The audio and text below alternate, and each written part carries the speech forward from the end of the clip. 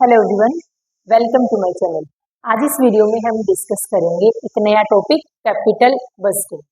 तो capital budgeting का meaning देखने से पहले हमें ये देखना होगा कि ये कैपिटल बजटिंग का डिसीजन कौन लेता है। देखो, जब भी कोई बिजनेस स्टार्ट किया जाता है या फिर रनिंग बिजनेस के अंदर फाइनेंस के रिगार्डिंग कई तरीके के डिसीजन लिए जाते हैं। यानी बिजनेस के अंदर एक फाइनेंशियल मैनेजर के द्वारा कई तरीके के डिसीजन लिए जाते हैं। उन डिसीजन को हम 3 पार्ट में क्लासिफाई करते हैं। तो सबसे पहले मैंने लिखा है 3 type decision taking by finance manager. ये फाइनेंस मैनेजर के द्वारा 3 तरीके के डिसीजन लिए जाते हैं। फर्स्ट ऑफ ऑल है investment decision, second is finance decision, third is dividend decision. सबसे पहले एक फाइनेंस मैनेजर ये डिसाइड करता है कि उसे बिजनेस में कितना पैसा इन्वेस्ट करने की रिक्वायरमेंट है। जब उसने ये डिसाइड कर लिया कि मुझे इस बिजनेस के अंदर इतना पैसा इन्वेस्ट करना है, उसके बाद में उसको डिसीजन लेना पड़ता है कि ये जो पैसा मैंने डिसाइड किया है कि मुझे मेरे बिजनेस में इतना पैसा इन्वेस्ट करना है, ये पैसा मैं कहाँ से कलेक्ट करूंगा, यानी किन रिसोर्सेज से मैं उन फाइनेंस को कलेक्ट करूंगा। उसके बाद थर्ड डिसीजन लिया जाता है डिविडेंड डिसीजन, यानी ये पैसा इन्वेस्ट करने के बाद में कितना पैसा हम अर्न करेंगे, उस पैसे में से कितना पैसा तो हम डिविडेंड के रूप में डिक्लेयर करेंगे और कितना पैसा हम रिटेन अर्निंग के रूप में यानी रिजर्व के तौर पर बिजनेस में रख लेंगे। तो मैंने क्या बताया है कि एक बिजनेस के अंदर एक फाइनेंशियल मैनेजर के द्वारा 3 तरीके के डिसीजन लिए जाते हैं। पहला, वो ये डिसाइड करता है कि बिजनेस के अंदर कितनी फाइनेंस की रिक्वायरमेंट है। सेकंड, वो ये डिसाइड करता है कि जितना फाइनेंस मुझे चाहिए उस फाइनेंस को मैं किन रिसोर्सेज से कलेक्ट करूंगा। थर्ड डिसीजन उसको लेना होता है कि मैंने पैसा इन्वेस्ट कर दिया, इन्वेस्ट करने के बाद में जो प्रॉफिट अर्न किया उसका कितना पोर्शन तो मैं डिविडेंड के रूप में डिक्लेयर करूंगा और कितना पोर्शन बिजनेस के अंदर रिटेन करके रख लेगा, यानी एज ए रिजर्व के तौर पर रखेगा। तो आज हमें पढ़ना है अपना इन्वेस्टमेंट डिसीजन। इन्वेस्टमेंट डिसीजन में क्या देखता है एक फाइनेंशियल मैनेजर कि मैं अपना पैसा कहाँ इन्वेस्ट करूं, मैं कितना पैसा तो लॉन्ग टर्म एसेट्स में इन्वेस्ट करूं, कितना पैसा मैं शॉर्ट टर्म एसेट्स में इन्वेस्ट करूं। इसके रिगार्डिंग जो डिसीजन लिया जाता है उसको बोलते हैं इन्वेस्टमेंट डिसीजन। इसी इन्वेस्टमेंट डिसीजन को मैंने 2 पार्ट में क्लासिफाई किया गया है। First is capital budgeting decision, second is working capital decision. Financial manager जब ये देखता है कि मुझे बिजनेस के अंदर इतने पैसे की रिक्वायरमेंट, उस पैसे में से कितना पैसा तो मैं फिक्स एसेट्स में लगाऊंगा और कितना पैसा मैं करंट एसेट्स में लगाऊंगा। तो कैपिटल बजटिंग डिसीजन में एक फाइनेंशियल मैनेजर ये डिसीजन लेता है कि मैं कितना पैसा लॉन्ग टर्म एसेट्स में या फिर फिक्स एसेट्स में लगाऊंगा। वर्किंग कैपिटल डिसीजन में एक फाइनेंशियल मैनेजर ये डिसीजन लेता है कि मैं अपना कितना पैसा करंट एसेट्स में या फिर शॉर्ट टर्म एसेट्स में इन्वेस्ट करूंगा। आज अपने को पढ़ना है कैपिटल बजटिंग डिसीजन, यानी जब एक फाइनेंशियल मैनेजर ये डिसाइड करता है कि मुझे अपने टोटल फंड का कितना पैसा करंट एसेट्स में फिक्स एसेट्स में या फिर लॉन्ग टर्म एसेट्स में इन्वेस्ट करना है। अपनी कल का टॉपिक है शॉर्ट टर्म का, यानी कैपिटल वर्किंग कैपिटल डिसीजन कल पढ़ेंगे अपन। आज अपने को पढ़ना है कैपिटल बजटिंग डिसीजन। यही कैपिटल बजटिंग डिसीजन है। ये कैपिटल बजटिंग डिसीजन लेता कौन है? ये लेता है बिजनेस का फाइनेंस मैनेजर। बिजनेस के फाइनेंस मैनेजर के द्वारा जब ये डिसाइड कर लिया गया कि मुझे एक इतनी अमाउंट अपने लॉन्ग टर्म एसेट्स में या फिर अपनी फिक्स एसेट्स में इन्वेस्ट करना है, इसी डिसीजन को हम कैपिटल बजटिंग डिसीजन बोलते हैं। इधर मैंने लिखा है कि capital budgeting is a process of investment. Capital budgeting पैसा इन्वेस्ट करने की एक प्रोसेस है जिसके अंदर decision making for long term, ये पैसा हमेशा लॉन्ग टर्म के लिए इन्वेस्ट किया जाता है। Project involving the planning and allocation of fund, कि हमें कितने पैसे की रिक्वायरमेंट है, प्लानिंग, वो पैसा हम कहाँ इन्वेस्ट करेंगे, allocation of fund for the assets like machinery, like land, like building, like plant, the yielding benefit for several years. ये डेफिनेशन क्या बोलती है कि कैपिटल बजटिंग बिजनेस के अंदर पैसा इन्वेस्ट करने की एक प्रोसेस है जिसके अंदर बिजनेस के फाइनेंस मैनेजर के द्वारा ये डिसाइड किया जाता है कि मैं अपना पैसा कहाँ इन्वेस्ट करूं कि मुझे मैक्सिमम प्रॉफिट हो। और ये जो इन्वेस्टमेंट होती है ये हमेशा लॉन्ग टर्म के लिए होती है। देखो, अगर हम land, building, plant, machinery purchase करते हैं तो ये तो नहीं है कि आज हमने लैंड बिल्डिंग में पैसा लगाया, कल हमने बिल्डिंग को सेल करके पैसा निकाल लिया। अगर हम बिजनेस कर रहे हैं और बिजनेस के लिए हम plant, machinery, land, building purchase कर रहे हैं तो वो हमारे लिए लॉन्ग टर्म इन्वेस्टमेंट है, ना कि शॉर्ट टर्म इन्वेस्टमेंट। तो फर्स्ट स्लाइड में हमने देखा क्या है, ये फाइनेंशियल मैनेजर के द्वारा 3 तरीके के डिसीजन लिए जाते हैं। फर्स्ट इज इन्वेस्टमेंट डिसीजन, कितना पैसा रिक्वायरमेंट है, कितना पैसा इन्वेस्ट करना है। सेकेंड इज फाइनेंस मैनेजर, कि पैसा कहाँ से कलेक्ट करेंगे। थर्ड इज उस पैसे को इन्वेस्ट करने के बाद में जितना प्रॉफिट अर्न किया है उस प्रॉफिट का कितना पार्ट हम डिविडेंड के रूप में डिक्लेयर करेंगे और कितना पार्ट रिटेन्ड अर्निंग करके रख लेंगे। इसी इन्वेस्टमेंट डिसीजन को 2 पार्ट में क्लासिफाई किया गया। First is capital budgeting decision, second is working capital decision. Capital budgeting decision में एक फाइनेंस मैनेजर ये डिसाइड करेगा कि उसको कितना पैसा लॉन्ग टर्म एसेट्स में इन्वेस्ट करना है।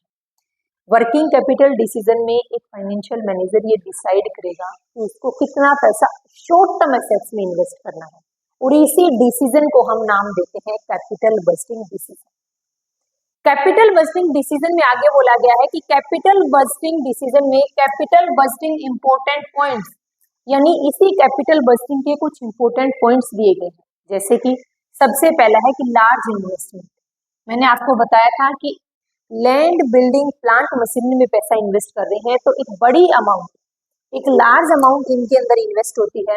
सेकंड है हमारे पास लॉन्ग टर्म इम्पैक्ट या फिर इरिवर्सिबल डिसीजन। कैपिटल बस्टिंग के रिगार्डिंग जो डिसीजन लिए जाते हैं वो इरिवर्सिबल डिसीजन होते हैं, क्योंकि एक बड़ी अमाउंट हम कहीं किसी प्रोजेक्ट में इन्वेस्ट करते हैं तो हर रोज प्रोजेक्ट चेंज नहीं किया जाता, हर रोज एसेट सेल नहीं की जाती, तो ये इरिवर्सिबल डिसीजन होते हैं और लॉन्ग टर्म के लिए पैसा हम इन्वेस्ट करते हैं। थर्ड है रिस्क एंड अनसर्टेनिटी।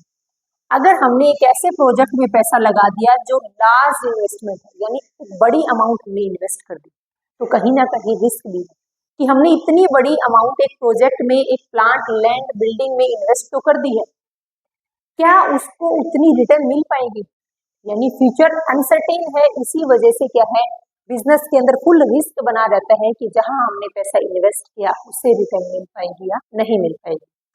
तो कैपिटल बस्टिंग डिसीजन आपको बताया गया मैंने। उसके बाद मैंने बताया गया कि कैपिटल बस्टिंग डिसीजन के रिगार्डिंग क्या इंपॉर्टेंट है। पहला, एक लार्ज अमाउंट को इन्वेस्ट किया जाता है।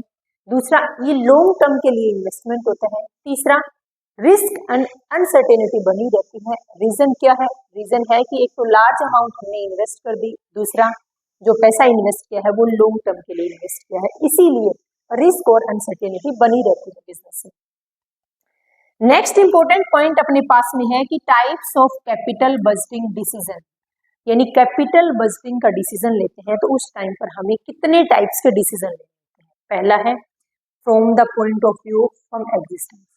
फ्रॉम एग्जिस्टेंस के पॉइंट ऑफ व्यू से कितने तरीके के डिसीजन लिए जाते हैं, सबसे पहले हम वो देखते हैं। पहला है हमारे पास न्यू फर्म, सेकंड हमारे पास एग्जिस्टिंग फर्म, यानी हम एक ऐसा डिसीजन ले रहे हैं कि हमें एक नई फर्म को सेटअप करना है। या तो ऐसा हो सकता है कि हम नई फर्म एस्टेब्लिश कर दें, या फिर दूसरा है एग्जिस्टिंग फर्म, यानी या फिर एक डिसीजन हो सकता है कि एग्जिस्टिंग फर्म का ही हम एक्सपेंशन कर लें। देखो, हमें डिसीजन कैसा लेना है, कैपिटल बस्टिंग डिसीजन, यानी बिजनेस के अंदर जो पैसा इन्वेस्ट करेंगे वो लॉन्ग टर्म के अंदर पैसा इन्वेस्ट कर रहे हैं। ऐसा पैसा इन्वेस्ट करने के लिए जब डिसीजन लिए जाते हैं तो हम देखते हैं कि नई फर्म है या फिर पुरानी फर्म है। अगर नई फर्म है तो नए नए प्रोजेक्ट लगा रहे हैं, अगर पुरानी फर्म है यानी एग्जिस्टिंग फर्म की हमें ग्रोथ करनी है। तो एग्जिस्टिंग फर्म के रिगार्डिंग 4 तरीके के डिसीजन लिए जाते हैं। पहला है replacement and modernization decision. Replacement decision क्या बोलते हैं कि बिजनेस के अंदर पहले से ही कोई मशीनरी थी, हमने परचेज कर रखी थी और वो मशीनरी क्या होगी, अब आउटडेटेड हो गई है, यानी वो मशीनरी है उसकी टेक्नोलॉजी पुरानी हो गई है। टेक्नोलॉजी की आउटडेटेड की वजह से हमने मशीनरी को रिप्लेस कर दिया। जो मशीनरी थी एग्जिस्टिंग उसको रिप्लेस करके हम नई मशीन ले आए, तो वो भी तो एक कैपिटल बस्टिंग डिसीजन है। दूसरा है एक्सपेंशन, हमें अपने बिजनेस का एक्सपेंशन करना है। पहले मान लो हमारे पास में सिर्फ यहाँ पर एक ब्रांच थी, सिर्फ मान लो हिसार के अंदर एक ब्रांच थी हमारी बिजनेस के अंदर। अब हम हमारे बिजनेस का एक्सपेंशन चाह रहे हैं, ग्रोथ चाह रहे हैं, तो हम एक ब्रांच के बजाय मान लो हम 3 ब्रांच और ओपन करना चाह रहे हैं। First is Hansi, second is Rohtak, third is Bhiwani. तो ये क्या है, बिजनेस का एक्सपेंशन कर रहे हैं और ऐसा डिसीजन भी हम कैपिटल बस्टिंग डिसीजन के अंदर लेते हैं। थर्ड हमारे पास है डाइवर्सिफिकेशन। डाइवर्सिफिकेशन का मतलब है कि मान लो हमारी एक कंपनी थी, वो कंपनी सिर्फ मार्कर बना रही थी, अब वो कंपनी डिसीजन ले रही है कि मैं मार्कर के साथ साथ इंक भी बनाऊंगी। तो इंक बनाना क्या है, बिजनेस का क्या है, डाइवर्सिफिकेशन है, यानी वो पहले से जिस प्रोडक्ट में काम कर रही है उस प्रोडक्ट के अलावा कोई और प्रोडक्ट नया लॉन्च कर रही है, तो वो भी बिजनेस का क्या है, डाइवर्सिफिकेशन है। और ये डिसीजन भी किसमें लिया जाता है, कैपिटल बस्टिंग डिसीजन। नेक्स्ट हमारे पास कंटीजेंट डिसीजन। एक ऐसा डिसीजन हम ले रहे हैं जो किसी दूसरे डिसीजन के ऊपर टिका हुआ है, यानी जैसे मान लो हम कोई मशीनरी परचेज कर रहे हैं, उस मशीनरी की जगह कोई नई मशीनरी की पहले उसको क्या किस रीजन की वजह से, यानी एक मशीनरी का रिमूव करना, हटाना दूसरी मशीनरी के ऊपर डिपेंड कर रहा है, ऐसा डिसीजन कहलाता है कंटीजेंट डिसीजन। तो मैंने इस पूरी स्लाइड में आपको सबसे पहले ये बताया था कि कैपिटल बस्टिंग क्या है।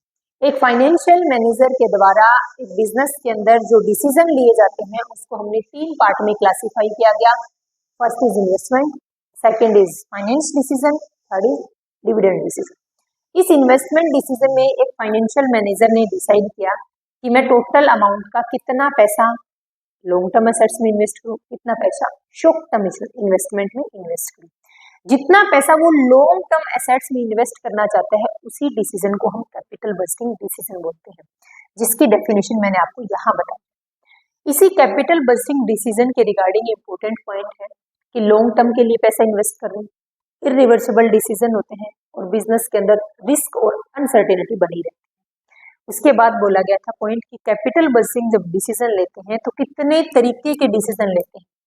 तो पहला हमने देखा कि from the point of view of firm existence, कि जो फर्म एग्जिस्टेंस हमारे उसके रिगार्डिंग हम डिसीजन ले रहे हैं दो तरीके के, या तो कोई नई फर्म ओपन कर लो, या तो फिर एग्जिस्टिंग फर्म का या तो एक्सपेंशन कर लो, या तो डाइवर्सिफिकेशन कर लो, या तो रिप्लेसमेंट कर लो, या तो कंटीजेंट डिसीजन। ये चारों डिसीजन लिए जाते हैं from the point of view of firm existence. अब इसी के अंदर सेकंड पॉइंट देखिए,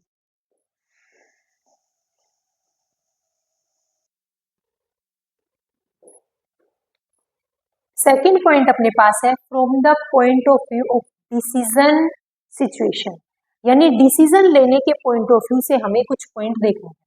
पहला हमारे पास है म्यूचुअल एक्सक्लूसिव डिसीजन। डायरेक्ट है, यहां से क्वेश्चन पूछते हैं तीनों पॉइंट से, म्यूचुअल एक्सक्लूसिव डिसीजन, दूसरा एक्सेप्ट रिजेक्ट डिसीजन और तीसरा है कैपिटल बस्टिंग। इनके अंदर माइनर डिफरेंस है, ध्यान से देखिए। देखो कैपिटल बस्टिंग के अंदर पहला डिसीजन लिया जाता है म्यूचुअल एक्सक्लूसिव डिसीजन। ये ऐसे डिसीजन है जो किसी एक प्रोजेक्ट की एक्सेप्टेंस बाकी प्रोजेक्ट की ऑटोमेटिकली रिजेक्शन करती है। कैसे, जैसे मान लो हमारे पास एक लैंड है, मान लो हमारे पास ये लैंड है, इस लैंड पर या तो स्कूल ओपन कर लो, या तो कॉलेज ओपन कर लो, या तो हॉस्पिटल बनवा लो, तीनों में से कोई एक काम होगा, क्योंकि हमारे पास लैंड लिमिटेड है। इस लैंड के ऊपर तीनों में से किसी एक प्रोजेक्ट को सिलेक्ट कर लिया, मान लिया हमने स्कूल को सिलेक्ट कर लिया, हमने डिसीजन ले लिया कि इस लैंड पर हम स्कूल बनाएंगे, तो स्कूल का डिसीजन लेते ही कॉलेज और हॉस्पिटल दोनों की डिसीजन ऑटोमेटिकली क्या होगी, रिजेक्ट होगी। तो म्यूचुअल एक्सक्लूसिव डिसीजन क्या बोलते हैं, कई प्रपोजल में से एक को एक्सेप्ट किया, 3 प्रपोजल थे इस लैंड के ऊपर, या तो स्कूल, या तो कॉलेज, या तो हॉस्पिटल, तीनों में से हमने किसी एक को सेलेक्ट करते ही बाकी के ऑप्शन ऑटोमेटिकली डिलीट हो जाते हैं, ऑटोमेटिकली कैंसिल हो जाते हैं। तो कई प्रपोजल में से किसी एक की एक्सेप्टेंस देना क्या कहलाता है, म्यूचुअल एक्सक्लूसिव डिसीजन कहलाता है। Project are substitute for each other, हर एक प्रोजेक्ट दूसरे का सब्स्टिट्यूट है, यानी हमने स्कूल ओपन कर लिया तो कॉलेज और हॉस्पिटल दोनों रह गए, अगर हम कॉलेज को सेलेक्ट कर लेते तो स्कूल और हॉस्पिटल दोनों रह जाते, यानी हम क्या कर सकते हैं, इस लिमिटेड लैंड के ऊपर तीनों में से किसी एक प्रोजेक्ट को जैसे ही सेलेक्ट करेंगे बाकी के प्रोजेक्ट ऑटोमेटिकली रिजेक्ट हो जाएंगे। इस डिसीजन को बोलते हैं म्यूचुअल एक्सक्लूसिव डिसीजन।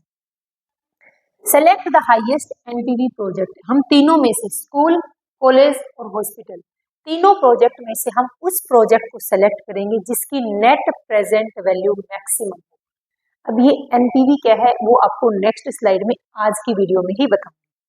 पर ये देखना कि हम तीनों में से हमने उस प्रोजेक्ट को सेलेक्ट कर लिया जिसकी एनपीवी मैक्सिमम है, ये होता है म्यूचुअल एक्सक्लूसिव डिसीजन। दूसरा है एक्सेप्ट रिजेक्ट डिसीजन। यहाँ पर क्या बोला गया था कि कैपेसिटी के अकॉर्डिंग मैं कोई भी प्रोजेक्ट सेलेक्ट कर सकती हूँ। यहाँ पर सिर्फ मैं एक ही प्रोजेक्ट सेलेक्ट कर सकती थी। यहाँ पर अगर आपको और भी बिल्कुल बेसिक एग्जांपल दूं म्यूचुअल एक्सक्लूसिव डिसीजन का, तो टी एंड कॉफी, या तो एक टाइम पर आप टी पियोगे या तो एक टाइम पर आप कॉफी पियोगे। अगर आपने टी को एक्सेप्ट कर दिया तो कॉफी ऑटोमेटिकली रिजेक्ट होगी। अगर आपने टी ले ली तो सब्स्टिट्यूट पर हमारे पास जूस था तो जूस ऑटोमेटिकली रिजेक्ट हो गया। तो जब कई डिसीजन में से हम सिर्फ एक डिसीजन को सेलेक्ट करते हैं और बाकी के डिसीजन ऑटोमेटिकली रिजेक्ट हो जाते हैं, उस डिसीजन को बोलते हैं म्यूचुअल एक्सक्लूसिव डिसीजन। दूसरा हमारे पास एक्सेप्ट रिजेक्ट डिसीजन है। इसमें क्या है, हम हमारी कैपेसिटी के अकॉर्डिंग कई प्रोजेक्ट सेलेक्ट कर सकते हैं। हम एक से ज्यादा प्रोजेक्ट भी सेलेक्ट कर सकते हैं। रीजन क्या है, क्योंकि हमारे पास बजट सफिशिएंट है, क्योंकि हमारे पास बजट और रिसोर्सेज दोनों सफिशिएंट हैं। हम एक टाइम पर एक से ज्यादा प्रोजेक्ट को सेलेक्ट कर सकते हैं। देखो लिखा है, एक प्रोजेक्ट का सेलेक्ट करना दूसरे प्रोजेक्ट की रिजेक्शन पर डिपेंड नहीं करता। ये है एक्सेप्ट रिजेक्ट डिसीजन। जिस प्रोजेक्ट की एनपीवी हमें ग्रेटर देन 0 है उसको हम एक्सेप्ट करेंगे, जिस प्रोजेक्ट की एनपीवी लेस देन 0 है उसको हम रिजेक्ट कर देंगे और यहाँ पर एक्सेप्ट करेंगे। अगर 0 से ज्यादा है तो एक्सेप्ट और अगर लेस देन 0 है तो उसको रिजेक्ट कर देंगे। थर्ड देखो कैपिटल राशनिंग। इसमें क्या हमारे पास बजट लिमिटेड है। कैपिटल राशनिंग एक ऐसा डिसीजन है जिसमें हमारे पास बजट लिमिटेड है, लेकिन जहां तक बजट है वहां तक हम चाहे एक प्रोजेक्ट सेलेक्ट करें चाहे दो प्रोजेक्ट सेलेक्ट करें कर सकते हैं। बजट लिमिटेड है, सेलेक्ट करेंगे बेस्ट प्रोजेक्ट को और वहां तक करेंगे until the budget is full. जब तक हमारा बजट पूरा नहीं हो जाता हम क्या करेंगे, प्रोजेक्ट सेलेक्ट कर सकते हैं। इन दोनों में डिफरेंस क्या है? इन दोनों में डिफरेंस है कि म्यूचुअल एक्सक्लूसिव डिसीजन में हमारे पास जैसे ही हम एक प्रोजेक्ट को सेलेक्ट करते हैं ऑटोमेटिकली सारे प्रोजेक्ट रिजेक्ट हो जाते हैं। दूसरा कैपिटल राशनिंग में क्या है, कैपिटल राशनिंग में भी हमारे पास बजट लिमिटेड है। जैसे ही हमने क्या किया, बजट के अंडर में, चाहे उस बजट के, मान लो हमारा बजट था 40 लाख रुपए का, 40 लाख रुपए में चाहे मान लो एक मशीन लेके आए चाहे 2 मशीन लेके आए, हमारा बजट 40 लाख रुपए है, तो कि इस बजट के अंडर में जितने प्रोजेक्ट हम सेलेक्ट कर सकते हैं उस डिसीजन को हम बोलते हैं कैपिटल राशनिंग। यहाँ पर सबसे मेन इंपॉर्टेंट बात क्या है कि बेटा जी हमारे पास बजट लिमिटेड है। इस बजट के अंडर में जितने प्रोजेक्ट सेलेक्ट कर सकते हो कर सकते हो, जितने प्रोजेक्ट आ सकते हैं उनको सेलेक्ट कर सकते हो, बाकी को आपको छोड़ना पड़ेगा। एक्सेप्ट रिजेक्ट डिसीजन के अंदर हमारे पास बजट सफिशिएंट है, जितना हम पैसा इन्वेस्ट करना चाहें यानी जितने हम प्रोजेक्ट को सेलेक्ट करना चाहें हम कर सकते हैं। हम उस प्रोजेक्ट को सेलेक्ट करेंगे जिसकी एनपीवी ग्रेटर देन 0 हो, जिसकी एनपीवी लेस देन 0 हो उसको हम रिजेक्ट कर देंगे। उसके बाद पॉइंट दे रखा है बेटा जी नेक्स्ट कि कैपिटल बजटिंग की अजम्पशन क्या है। यहाँ से क्वेश्चन कई बार बनता है कि अजम्पशन ऑफ कैपिटल बजटिंग आपको सफल करके दे देंगे, आपको दे देंगे कि इनमें से बताओ कौन सी कैपिटल बजटिंग की अजम्पशन नहीं है या है। तो सबसे पहला पॉइंट है बेटा जी एस्टिमेशन ऑफ कैश फ्लो। हमने एक प्रोजेक्ट के अंदर पैसा लगाया, मान लो मैंने एक प्रोजेक्ट लगाया है इस मार्कर को बनाने का, इसको मार्कर को बनाने का जो मैंने प्रोजेक्ट लगाया है उस प्रोजेक्ट से मुझे कितना कैश का इनफ्लो होगा, उस कैश के फ्लो को मैं पहले ही एस्टिमेट कर लूंगी। मैं इनफ्लो को भी एस्टिमेट करूंगी और आउटफ्लो को भी एस्टिमेट करूंगी, यानी कितना पैसा मेरा लगेगा और कितना पैसा मुझे इन्वेस्ट करने के बाद रिटर्न के तौर पर मिलेगा, मैं पहले ही उसका एस्टिमेट कर लूंगी। पहला पॉइंट। दूसरा पॉइंट है बेटा जी time value of money.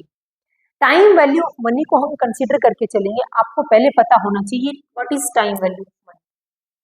Time value of money का मतलब क्या है, मान लो मेरे पास 100 रुपए है, मान लो कि मेरे पास क्या है, मान लो मेरे पास ये 100 रुपए का नोट है। इस 100 रुपए को नोट को अगर मैं अपनी ही पॉकेट में रखूंगी, चाहे मैं 10 ईयर्स तक रखूं चाहे मैं 20 ईयर्स तक रखूं, इस पैसे की जो वैल्यू है वो सेम रहेगी। लेकिन हम बात कर रहे हैं टाइम वैल्यू ऑफ मनी, यानी टाइम के अकॉर्डिंग पैसे की जो वैल्यू है वो इंक्रीज होती जाती है। कैसे? इसी 100 रुपए को मैंने एसबीआई बैंक में डिपॉजिट करवा दिया और मैंने बोला आफ्टर 5 ईयर्स मेरे को इसका रिटर्न दे देना, साथ में मेरी प्रिंसिपल अमाउंट भी दे देना। तो टाइम के अकॉर्डिंग यानी मैंने SBI बैंक में आज 100 रुपये सबमिट करवा दिए, डिपॉजिट करवा दिए, उस 100 रुपये को मैं 5 साल बाद में रिटर्न लेने जाती हूँ कि मैंने आपको 100 रुपये दिए थे, वो 100 रुपये और उसके ऊपर कुछ तो इंटरेस्ट बनता होगा। तो वही क्या है, वही टाइम वैल्यू ऑफ मनी है, यानी पैसे की वैल्यू टाइम के अकॉर्डिंग बढ़ती जाती है, ये ध्यान रखना है। उसके बाद बोला गया था एक पॉइंट होता है हमारे पास इन्फ्लेशन।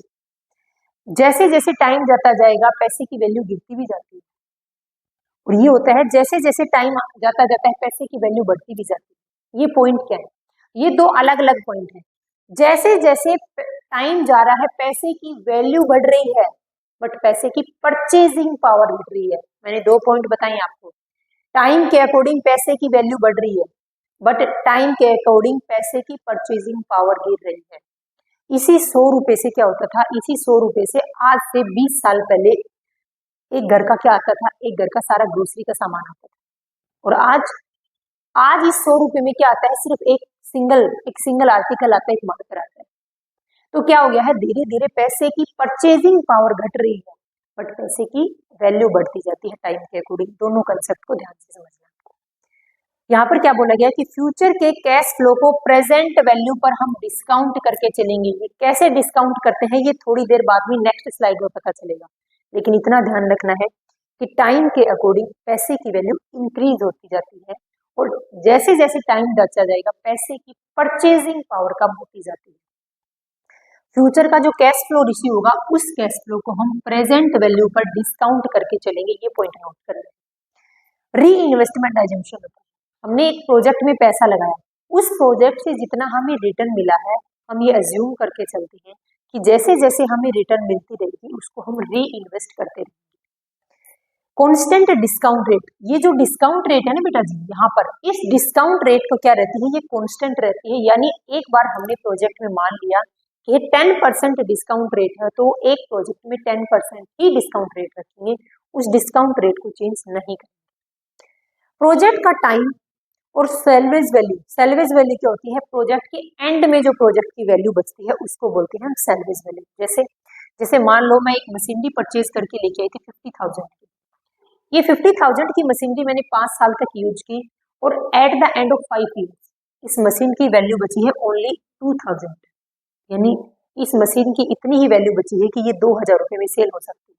तो इस 2,000 को बोलते हैं हम सेल्वेज वैल्यू। तो प्रोजेक्ट की टाइम और सेल्वेज वैल्यू का हम पहले ही एस्टिमेट लगा लेते हैं कि ये प्रोजेक्ट लगभग इतने साल तक चलेगा, और इस प्रोजेक्ट से लगभग इतनी सेल्वेज वैल्यू लास्ट में बचेगी। उसके बाद नेक्स्ट पॉइंट है कि प्रोजेक्ट की रिटर्न में, प्रोजेक्ट की जो रिटर्न मिलती है, हमने एक प्रोजेक्ट लगाया है और वो प्रोजेक्ट 5 साल के लिए लगाया है, उस प्रोजेक्ट से जो हमें रिटर्न मिलेगी, उस प्रोजेक्ट से जो हमें इनकम मिलेगी, जो रिटर्न मिलेगी, जो प्रॉफिट मिलेगी, उस प्रॉफिट के अंदर टैक्स और डेप्रिसिएशन दोनों की अमाउंट इंक्लूड होती है। तो मैंने आपको कैपिटल बस्टिंग जो अजम्पशन बताई है उनको मैं एक बार वापस से रिपीट करवाती हूँ, आपको रिवाइज करो। सबसे पहला कैपिटल बस्टिंग की पहली अजम्पशन है कि कैश फ्लो का हम पहले ही एस्टिमेट लगाकर चलते हैं। दूसरा, मनी की जो वैल्यू है वो टाइम के अकॉर्डिंग बढ़ती जाती है। जैसे मैंने ये 100 रुपये SBI बैंक में जमा करवाए, जब मैं 5 साल बाद लेने गई इस 100 रुपये को, तो SBI बैंक ने मेरे को 100 रुपये तो ये दिए, प्लस साथ में मेरे को 10 रुपये दिए। ये 10 रुपये क्या है, ये पैसे की वैल्यू इंक्रीज होगी। मैंने SBI बैंक में 100 रुपये जमा करवा करके रिटर्न में कितना लिया है, 110 लिया है। नेक्स्ट हमारे पास री इन्वेस्टमेंट ऑफ क्या है, अजम्पशन। जैसे ही हम पैसा इनकम करेंगे, अर्न करेंगे किसी भी प्रोजेक्ट से, उसको उसी टाइम पर उसी प्रोजेक्ट में री इन्वेस्ट भी कर देंगे। कांस्टेंट रहती है डिस्काउंट की रेट। नेक्स्ट है कि प्रोजेक्ट का टाइम और प्रोजेक्ट की जो सेल्वेज वैल्यू रहती है वो हम पहले ही एस्टिमेट कर लेते हैं। और लास्ट हमारे पास है कि प्रोजेक्ट के रिटर्न में टैक्स भी इंक्लूड है और डेप्रिसिएशन भी इंक्लूड है। तो इस स्लाइड में हमने देखा कि म्यूचुअल एक्सक्लूसिव डिसीजन क्या है, एक्सेप्ट रिजेक्ट डिसीजन क्या है, और कैपिटल राशनिंग क्या है। उसके बाद हमने देखा कि कैपिटल बस्टिंग की क्या अजम्पशन। अब इससे आगे देखो,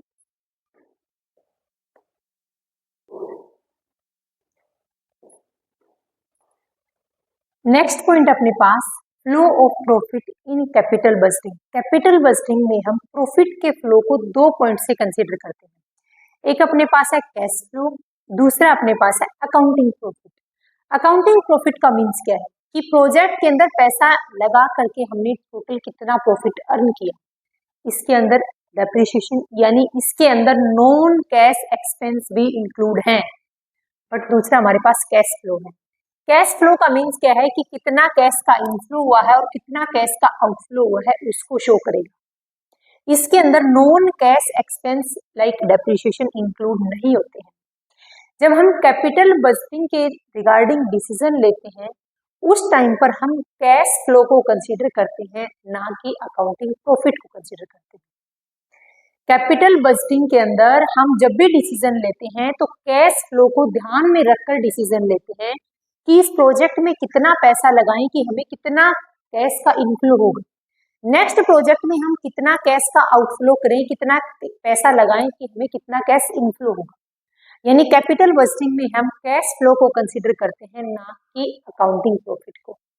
सिर्फ एक सिंगल टेक्निक आएगी जिसके अंदर हम अकाउंटिंग प्रॉफिट को कंसीडर करेंगे। दी बेस्ट कौन सा है दोनों में से? जब भी कैपिटल बजटिंग के रिगार्डिंग डिसीजन लिया जाएगा तो हमें कैश फ्लो को कंसीडर करना चाहिए, ना कि अकाउंटिंग प्रॉफिट को। तो ये सबसे बेस्ट फ्लो है कैश। इस कैश के फ्लो को हम 3 पार्ट में क्लासिफाई करते हैं। पहला है हमारे पास इनिशियल आउटफ्लो। इनिशियल आउटफ्लो यानी कितना पैसा हमने इन्वेस्ट किया, शुरू में हमने किसी प्रोजेक्ट में कितना पैसा लगाया।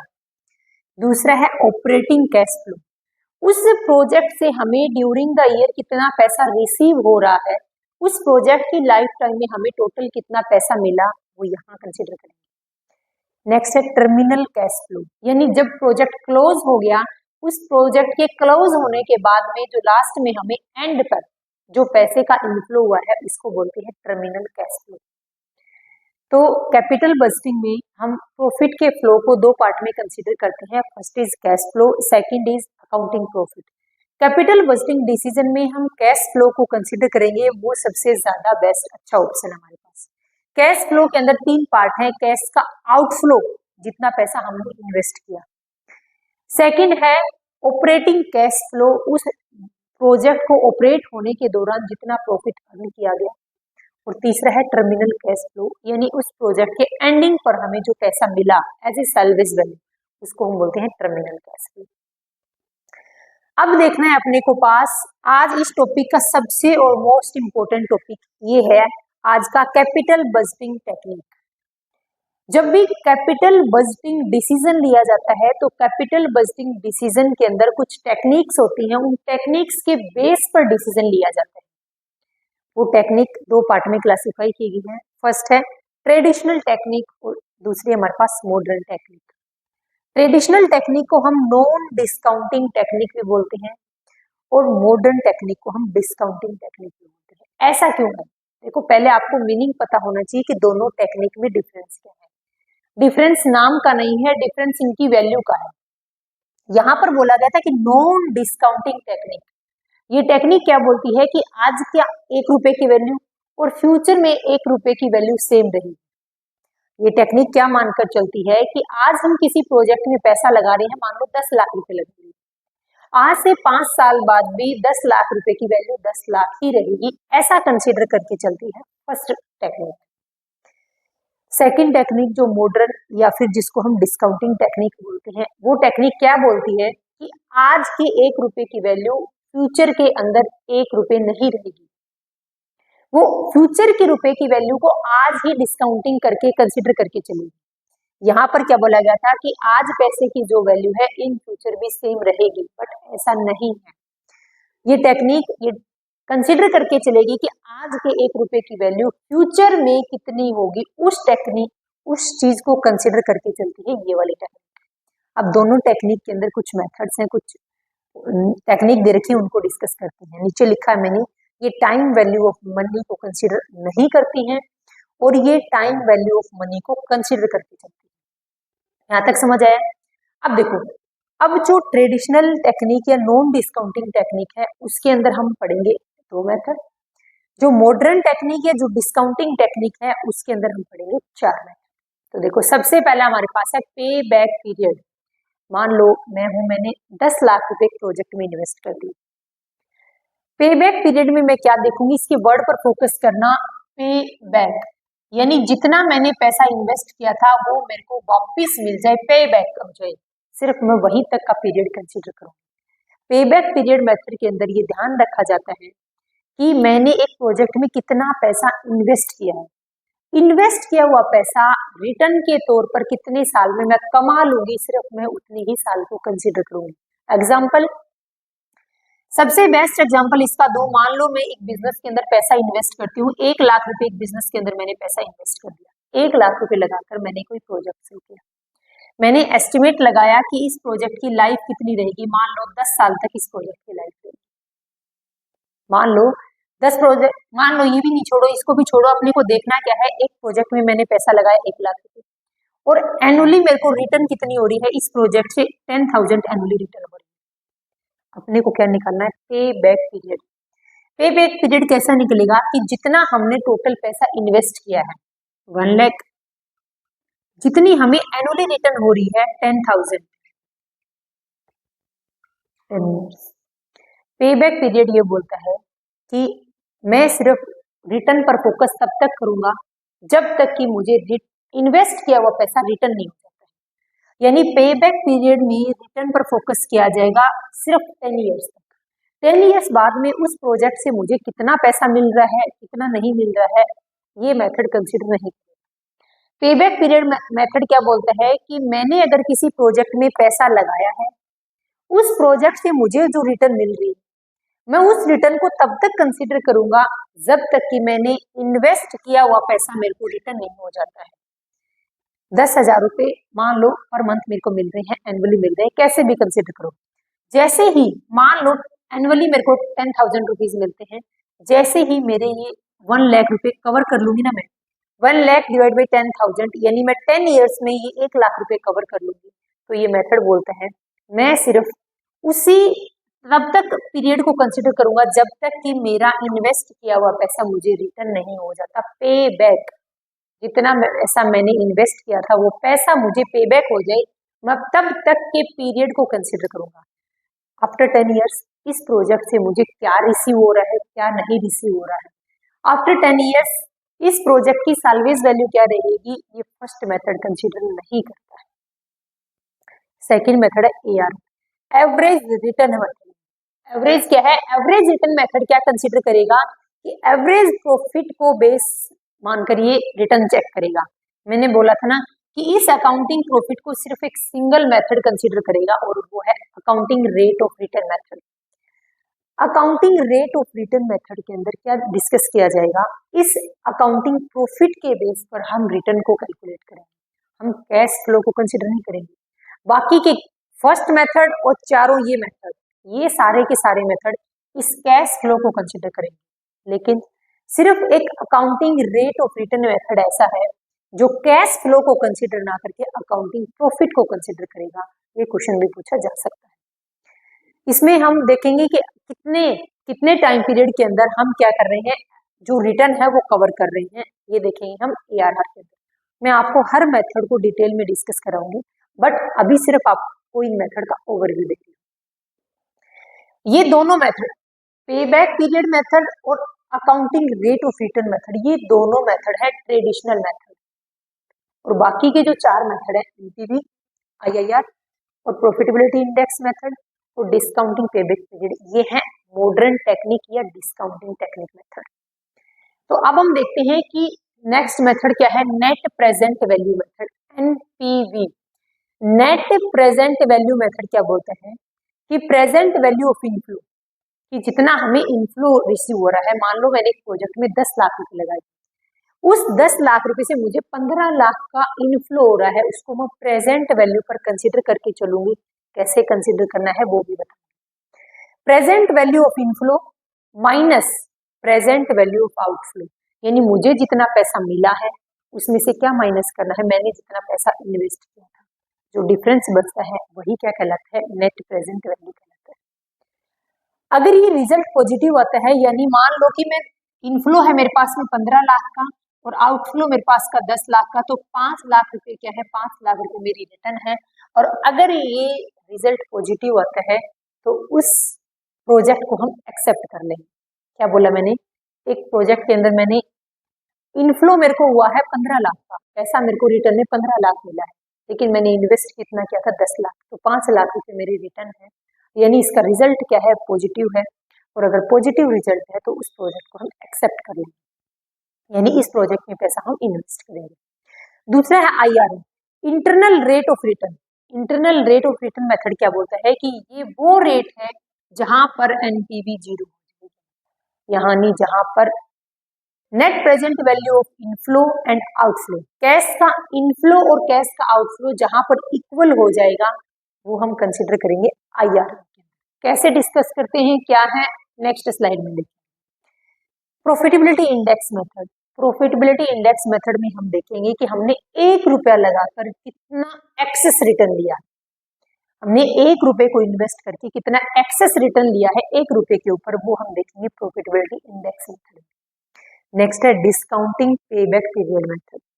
Discounting payback period method, payback period देखो ध्यान आ गया होगा, पेबैक पीरियड, पेबैक पीरियड आगे एक वर्ड ऐड कर दिया डिस्काउंटिंग। पेबैक पीरियड में सिर्फ ये ध्यान दिया जा रहा था कि जो पैसा मैंने इन्वेस्ट किया है वो मेरे को रिटर्न हो जाए जल्दी से जल्दी, बस इतना ध्यान दे रहा था। लेकिन यहाँ पर वर्ड यूज हुआ है डिस्काउंटिंग, कि जो पैसा मेरे को रिटर्न होगा उस पैसे को मैं डिस्काउंटिंग वैल्यू पर कंसीडर करूंगी, टाइम वैल्यू को कंसीडर करके वैल्यू निकालेंगे, उसको हम बोलते हैं डिस्काउंटिंग पेबैक पीरियड। मैं आपको अब ये 4 और 2 6 मेथड को पहले मैं आपको डिटेल में एक्सप्लेन करूंगी ये मेथड्स क्या है, उसके बाद मैं आपको एक न्यूमेरिकल क्वेश्चन से, भी प्रैक्टिकल क्वेश्चन से मैं आपको इसका सॉल्यूशन दूंगी, आपकी ये 6 के 6 मेथड बिल्कुल अच्छे से अंडरस्टैंड हो जाएंगे। आज हमने इस स्लाइड में सबसे पहले देखा क्या है कि जब भी एक बिजनेस के अंदर प्रॉफिट का इनफ्लो होता है तो 2 तरीके से होता है, या तो कैश फ्लो या तो अकाउंटिंग प्रॉफिट। कैपिटल बस्टिंग में हम कैश फ्लो को कंसीडर करते हैं, अकाउंटिंग प्रॉफिट को कंसीडर नहीं करते। सिंगल एक ऐसा मेथड है average rate of return method, जिसमें हम अकाउंटिंग प्रॉफिट को कंसीडर करेंगे। बाकी के 6 मेथड के अंदर हम कैश फ्लो को कंसीडर करेंगे। कैश फ्लो 3 तरीके का हो सकता है, कैश का आउटफ्लो जितना पैसा इन्वेस्ट किया, कैश का ऑपरेटिंग कैश का फ्लो जितना पैसा हमें साल के दौरान मिल रहा है, टर्मिनल कैश फ्लो यानी जितना प्रोजेक्ट के एंड होने पर जो हमें एज ए सेल्वेज वैल्यू मिला है उसको बोलते हैं टर्मिनल कैश फ्लो। अब हम देखते हैं कि कैपिटल बस्टिंग टेक्निक को 2 पार्ट में क्लासिफाई करते हैं। एक होती है ट्रेडिशनल टेक्निक जिसको हम नॉन डिस्काउंटिंग टेक्निक बोलते हैं, और दूसरी हमारे पास है मॉडर्न टेक्निक जिसको हम डिस्काउंटिंग टेक्निक बोलते हैं। ट्रेडिशनल टेक्निक के अंदर हम 2 मेथड पढ़ते हैं, पहला है हमारे पास पेबैक पीरियड मेथड, दूसरा हमारे पास average rate of return method. Modern technique के अंदर हम टोटल 4 मेथड पढ़ेंगे, पहला है हमारे पास नेट प्रेजेंट वैल्यू, दूसरा हमारे पास internal rate of return, third है प्रॉफिटेबिलिटी इंडेक्स और लास्ट है डिस्काउंटिंग पेबैक पीरियड मेथड। अब इन सभी मेथड को 6 के 6 मेथड को हम डिटेल में डिस्कस करते हैं वन बाय वन।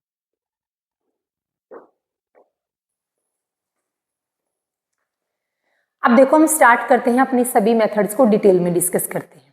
स्टार्टिंग के 2 मेथड पेबैक पीरियड मेथड और accounting rate of return method, या फिर इसको हम बोलते हैं average rate of return method.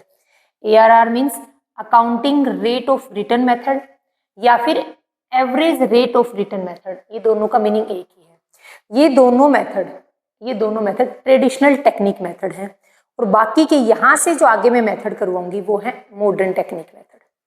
तो सबसे पहले हम पेबैक पीरियड मेथड को देखते हैं। पेबैक पीरियड मेथड को हम PBP मेथड भी बोलते हैं।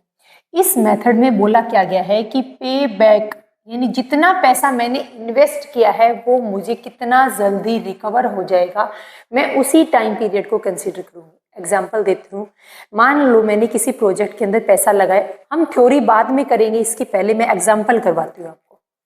मैंने एक प्रोजेक्ट के अंदर 1 लाख रुपए इन्वेस्ट किए और एनुअली मेरे को कितनी रिटर्न मिलती है 25,000 की।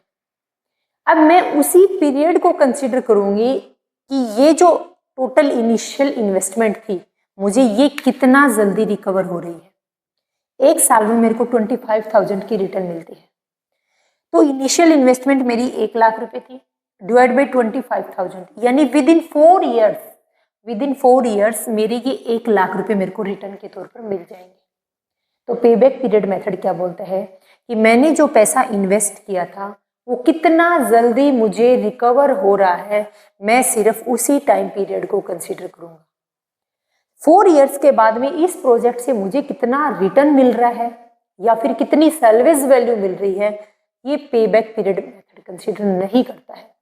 ये सिर्फ अपनी इनिशियल इन्वेस्टमेंट पर फोकस रखता है कि जितना पैसा मैंने इन्वेस्ट किया था वो कितने ईयर्स में मेरे को रिकवर हो रहा है, सिर्फ उन्हीं ईयर्स को ये कंसीडर करेगा, यानी 4 ईयर्स।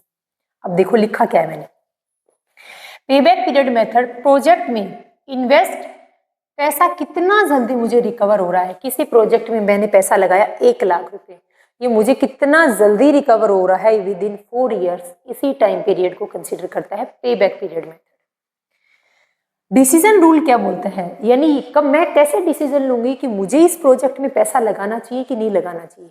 ये डिसीजन डिपेंड करेगा मैंने जो टाइम पीरियड सेट किया था। मान लो मैंने एस्टिमेट लगाया था कि मैं इन्हें 1 लाख रुपए प्रोजेक्ट में इन्वेस्ट किया, 25,000 रुपये मेरे को रिटर्न मिलेगी।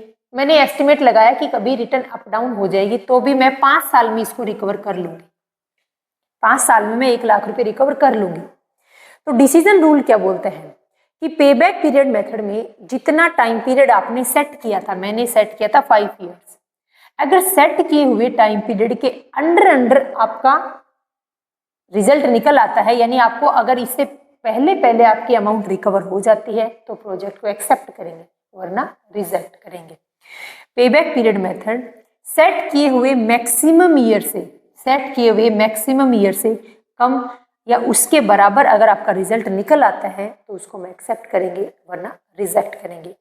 तो मैंने एस्टिमेट लगाया था कि विद इन 5 इयर्स में 1 लाख रुपए को रिकवर कर लूंगी, बट मैंने वो पैसा 4 इयर्स में रिकवर कर लिया, यानी मैं इस प्रोजेक्ट को एक्सेप्ट करूंगी, यानी इस प्रोजेक्ट में पैसा इन्वेस्ट करने से मेरे को प्रॉफिट ही होगा, लॉस नहीं होगा। ये है पे बैक पीरियड मेथड। उसके बाद बोला गया था इसका फॉर्मूला ध्यान रखना आपको, इनिशियल इन्वेस्टमेंट यानी 1 लाख रुपए, एनुअल कैश फ्लो यानी 25,000 इक्वल टू आपके पास टाइम पीरियड निकलेगा कि कितना जल्दी ये पैसा रिकवर हो जाएगा। जितना जल्दी ये पैसा रिकवर होगा उतना ही एक बिजनेस के लिए बेनिफिट होगा। सेकेंड मेथड हमारे पास accounting rate of return method या फिर इसको बोलते हैं average rate of return method. ये मेथड क्या बोलता है, it is based on accounting profit. ये सिंगल ऐसा मेथड है जो कि अकाउंटिंग प्रॉफिट पर डिपेंड करता है, ना कि कैश फ्लो पर। इसका फॉर्मूला क्या है, average annual profit after tax और divide by average investment into में 100। इससे हमारा क्या निकलाएगा, इससे हमें निकलेगी accounting rate of return, ARR निकल के। अब हमें एवरेज एनुअल प्रॉफिट हमें दिया मिलेगा क्वेश्चन के अंदर, हमें निकालना है average investment. Opening investment plus closing investment divide by 2 से क्या निकलेगी, एवरेज इन्वेस्टमेंट। यहां पर बोला गया था कि डिसीजन रूल, यानी हम किसी भी प्रोजेक्ट में पैसा लगा रहे हैं और ARR टेक्निक से हम देख रहे हैं कि वो प्रोजेक्ट हमारे लिए बेनिफिशियल है या नहीं, तो उसके लिए हम डिसीजन किस बेस पर लेंगे। अगर ARR हाइयर है देन प्रोजेक्ट को एक्सेप्ट करेंगे और अगर ARR लेस है देन हम प्रोजेक्ट को रिजेक्ट कर देंगे। अब ये किससे हाइयर है किससे लेसर है, हाइयर क्या है, जितनी ARR की रेट हमने डिसाइड कर ली, हमने एज्यूम किया कि ARR की रेट होगी 15%, ARR की रेट कितनी होगी 15%, लेकिन जब हमने कैलकुलेट करके देखा तो ARR की रेट निकली 10%। इट मीन्स हम इस प्रोजेक्ट को रिजेक्ट कर देंगे, यानी जितना हमने अनुमान लगाया था उससे कम रिटर्न मिल रही है, हम इस प्रोजेक्ट में पैसा इन्वेस्ट नहीं करेंगे। नेक्स्ट मेथड अपने पास है net present value method. Net present value method क्या बोलते हैं, ये दोनों मेथड स्टार्टिंग वाले accounting rate of return method और पे बैक पीरियड मेथड, ये ट्रेडिशनल टेक्निक मेथड है। इन दोनों मेथड के अंदर जितना पैसा इन्वेस्ट किया ये क्या कंसीडर करके चलते हैं, टाइम वैल्यू ऑफ मनी को कंसीडर नहीं करते, यानी आज 1 रुपए की जितनी वैल्यू है इन फ्यूचर भी 1 रुपए की उतनी ही वैल्यू होगी। ये दोनों मेथड ये पॉइंट को कंसीडर करके चलते हैं। बट नेट प्रेजेंट वैल्यू और इससे आगे आने वाले 3 मेथड ये कंसीडर करके चलेंगे कि आज के 1 रुपए की वैल्यू फ्यूचर के 1 रुपए से अलग होगी। देखो नेट प्रेजेंट वैल्यू इसको हम बोलते हैं NPV method. Net present value first of all ये मोस्ट पॉपुलर टेक्निक है, ये कैलकुलेट करने की क्या इस प्रोजेक्ट में पैसा लगाएं या नहीं लगाएं, मोस्ट इंपॉर्टेंट टेक्निक है। फ्यूचर के प्रॉफिट को आज की वैल्यू पर कंसिडर करके चलेंगे। इन्होंने टाइम वैल्यू ऑफ मनी को कंसिडर किया है, यानी फ्यूचर में जो प्रॉफिट होगा उसको हम आज ही कंसिडर करके चलेंगे। कैसे कंसिडर करेंगे वो मैं एक एग्जांपल से बताऊंगी आपको, जब मैं इन चारों मेथड को और बता दूंगी। ये फर्स्ट मेथड है, 3 मेथड और बताने के बाद में मैं आपको एक एग्जांपल से समझाऊंगी कि कैसे कैसे हम फ्यूचर के प्रॉफिट को आज की वैल्यू पर कंसिडर कैसे करके चलते हैं। कहने का मतलब है कि ये मेथड नेट प्रेजेंट वैल्यू और उससे आगे के तीनों मेथड पैसे की वैल्यू को कंसिडर करके चलेंगे कि आज के 1 रुपए की वैल्यू फ्यूचर के 1 रुपए की वैल्यू में डिफरेंस होगा, इस बात को कंसिडर करेंगे। इसको नेट प्रेजेंट वैल्यू निकालने का फॉर्मूला क्या है हमारे पास में, कैश फ्लो, ये टी होता है, टी से टाइम, 1 प्लस के का मतलब होता है discount rate minus initial investment. अगर आपको ये फॉर्मूला याद न रही तो दूसरा ऑब्लिक लगा के मैंने एक फॉर्मूला और लिखा है, cash outflow minus cash inflow. जितना कैश इनफ्लो आएगा यहां पर,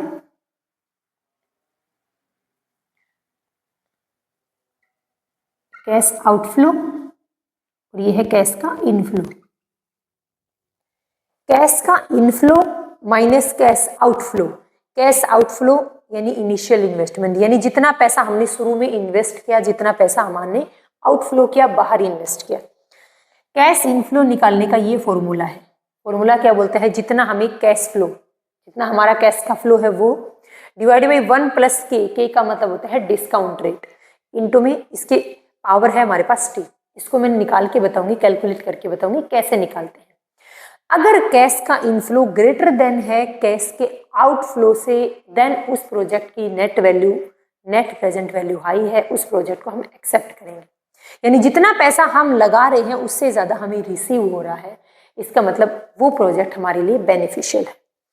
डिसीजन रूल क्या है कि अगर इसकी एनपीवी ग्रेटर देन 0 आती है तो उसको हम एक्सेप्ट कर लेंगे, और अगर इसकी एनपीवी लेस देन 0 है तो उस प्रोजेक्ट को हम रिजेक्ट कर देंगे। यहां तक समझ आए। यहां पर बोला गया था कि जो नेट प्रेजेंट वैल्यू है इसके 2 वेरिएंट होते हैं। पहला वेरिएंट है प्रॉफिटेबिलिटी इंडेक्स और दूसरा है टर्मिनल वैल्यू। पेपर के अंदर डायरेक्ट क्वेश्चन पूछा गया था ये वाला कि प्रॉफिटेबिलिटी इंडेक्स क्या है। Profitability index is a variant of net present value. Net present value के 2 वेरिएंट हैं, एक है प्रॉफिटेबिलिटी इंडेक्स और दूसरा है टर्मिनल वैल्यू। सिर्फ आपको इतना ध्यान रखना है, अगर किसी भी प्रोजेक्ट की नेट प्रेजेंट वैल्यू 0 से ग्रेटर देन है देन उसको एक्सेप्ट करेंगे, और अगर 0 से लेस देन है उसको हम रिजेक्ट करेंगे। Then net present value calculate कैसे करते हैं, कैश के इनफ्लो में से कैश के आउटफ्लो को लेस करते हैं, वो प्रोजेक्ट की नेट प्रेजेंट वैल्यू निकलती है। जितना पैसा इन्वेस्ट किया और जितना पैसा हमें रिसीव हुआ, उन दोनों का डिफरेंस क्या कहलाता है, नेट प्रेजेंट वैल्यू कहलाता है। इधर मैंने लिख रखा है CF मतलब कैश फ्लो, K मतलब डिस्काउंट रेट और T मतलब टाइम। मैंने आपको 2 मेथड तो ट्रेडिशनल टेक्निक के करवाए हैं और एक मेथड मैंने आपको मॉडर्न टेक्निक का करवाए हैं। इसके आगे के बचे हुए तीनों मेथड को हम नेक्स्ट स्लाइड में देखेंगे। उसके बाद मैं आपको एक एग्जांपल से समझाऊंगी इन सभी मेथड्स को।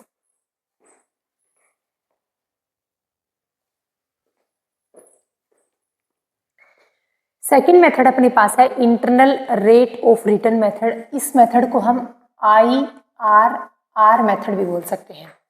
इंटरनल रेट ऑफ मेथड में हम डिस्कस क्या करेंगे, ये वो परसेंटेज रेट है, पहला पता चल गया आपको कि इसके अंदर इस मेथड में हम किसी भी प्रोजेक्ट को जज करेंगे परसेंटेज के बेस पर, ये ध्यान रखना है।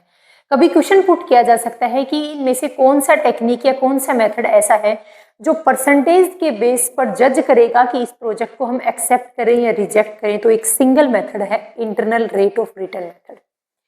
वो परसेंटेज रेट है जिस पर एक प्रोजेक्ट को नो प्रॉफिट या नो लॉस की सिचुएशन पर जज किया जाता है, यानी एक ऐसा प्रोजेक्ट है जिसकी नेट प्रेजेंट वैल्यू 0 है। क्या बोला गया था, इसका लॉजिक क्या है कि प्रोजेक्ट अपनी अर्निंग कैपेसिटी को देखता है, प्रोजेक्ट अपनी खुद की अर्निंग कैपेसिटी को देखता है, प्रोजेक्ट किसी दूसरे के साथ कंपेयर नहीं करता। यहां पर क्या बोला गया था, इससे पहले वाला जो मेथड था net present value method, net present value दूसरे प्रोजेक्ट की वैल्यू को देख करके अपने प्रोजेक्ट की वैल्यू को एस्टिमेट करता है। लेकिन IRR क्या है? इंटरनल रेट ऑफ रिटर्न का सबसे प्लस पॉइंट क्या है कि हर प्रोजेक्ट अपनी खुद की अर्निंग कैपेसिटी को देखता है, किसी दूसरे की अर्निंग कैपेसिटी के बेस पर अपनी अर्निंग डिसाइड नहीं करता। इसके अंदर हम देखते हैं कि हमें कितनी रिटर्न मिल रही है, कि जो पैसा हमने इन्वेस्ट किया, मान लो मैं 1,00,000 रुपये इन्वेस्ट कर रही हूँ और 1,00,000 रुपये मैंने लोन पर लिया है और लोन की कॉस्ट ऑफ कैपिटल यानी लोन क्या है, मैंने वो लोन उठाया है 8% रेट ऑफ इंटरेस्ट से। अब IRR के अंदर क्या देखा जाएगा कि ये जो पैसा मैंने 1,00,000 रुपये इन्वेस्ट किया है 8% रेट ऑफ रिटर्न से उठा करके, लोन लेकर के मैंने ये पैसा इन्वेस्ट किया है, इस पैसे को इन्वेस्ट करने से मुझे कितनी रिटर्न मिल रही है? मान लो मेरे को मिल रही है 10% की रिटर्न, ये प्रोजेक्ट बेस्ट है, क्योंकि 8% तो मेरे इस 1,00,000 रुपये की कॉस्ट है। 8,000 रुपये तो मैं एज ए इंटरेस्ट पे करूंगी बैंक को, वो तो मेरी कॉस्ट हो गई।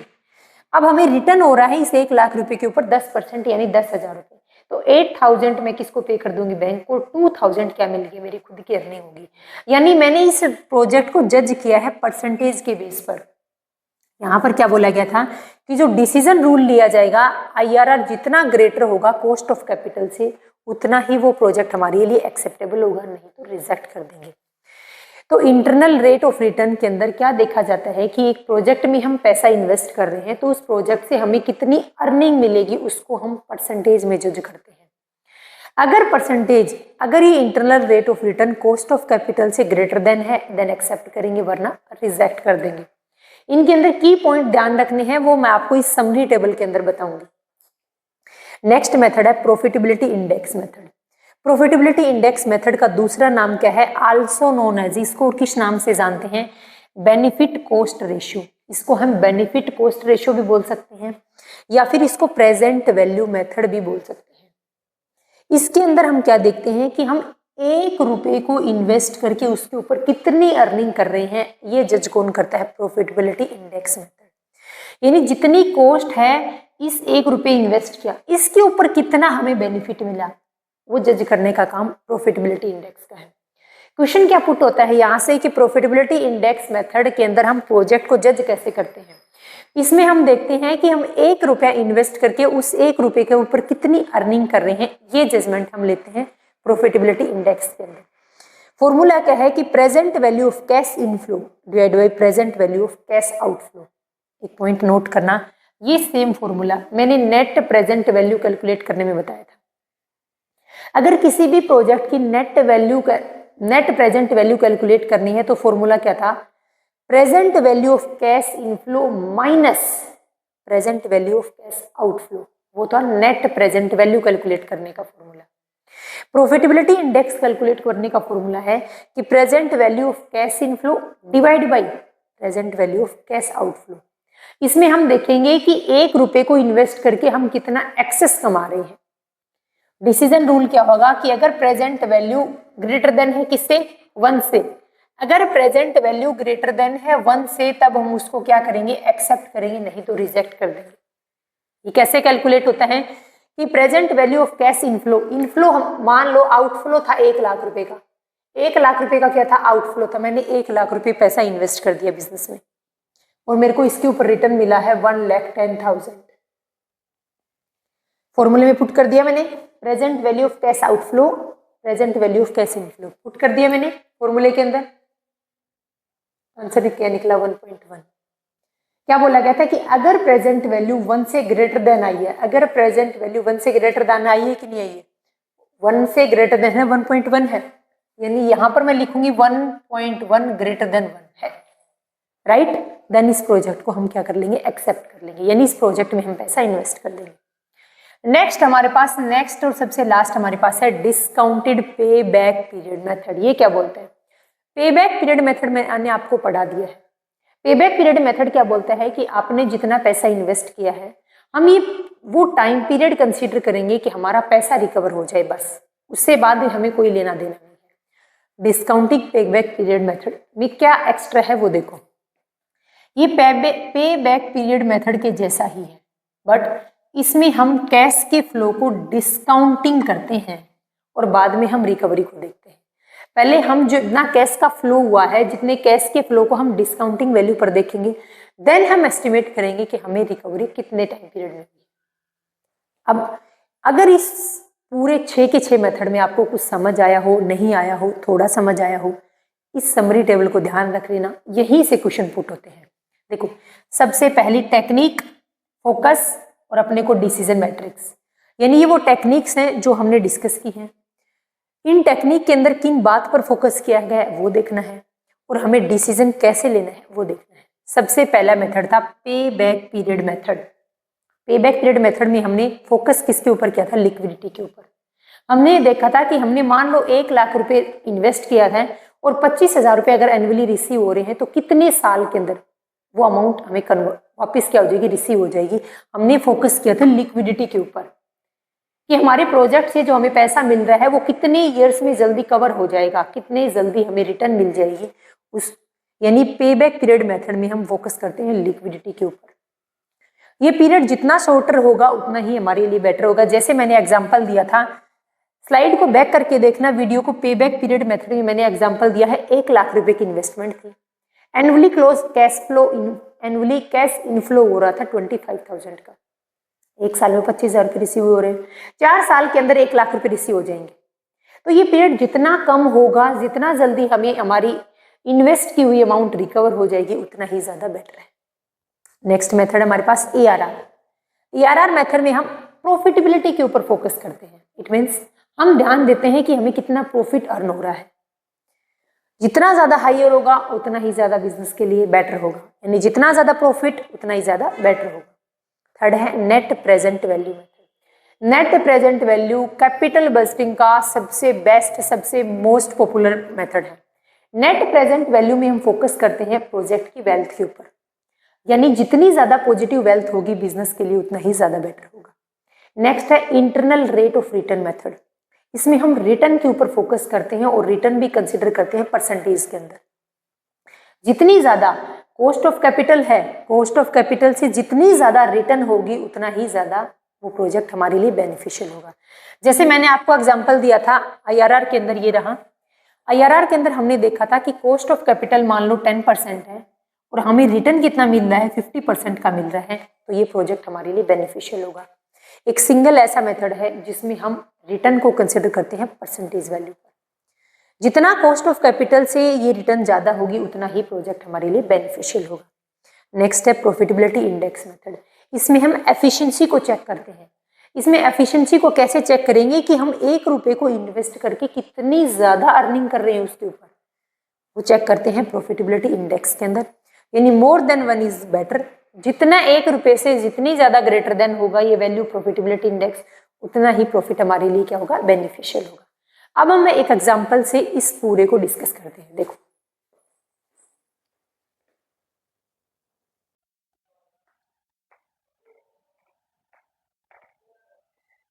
अब देखो एक एग्जांपल से हम कैपिटल बजटिंग के सभी मेथड को डिस्कस करते हैं। सबसे पहले अपने पास इनिशियल इन्वेस्टमेंट है 1 लाख, एक्सपेक्टेड लाइफ अपने प्रोजेक्ट की 4 इयर्स, एनुअल कैश फ्लो कितना है 40,000 एंड डिस्काउंटिंग रेट कितनी है 10%, और अकाउंटिंग प्रॉफिट अपने को दिया गया है आफ्टर टैक्स एंड डेप्रिसिएशन 15,000। ये अपना क्वेश्चन है। इस क्वेश्चन से हम कैपिटल बजटिंग के सभी मेथड को इसी स्लाइड पर डिस्कस करेंगे। सबसे पहला मेथड अपने पास पे बैक पीरियड मेथड। इस मेथड में हम क्या देखते हैं कि हमने किसी प्रोजेक्ट में जो पैसा इन्वेस्ट किया था, कितने जल्दी, कितने टाइम पीरियड के अंदर वो पैसा हम अर्न कर लेंगे। तो इसका फॉर्मूला क्या है अपने पास? इन्वेस्टमेंट, यानी जितना पैसा हमने शुरू में इन्वेस्ट किया था, initial investment divide by annual cash flow, यानी कितना पैसा हमने शुरू में इन्वेस्ट किया था और कितना पैसा हम एनुअली अर्न कर रहे हैं।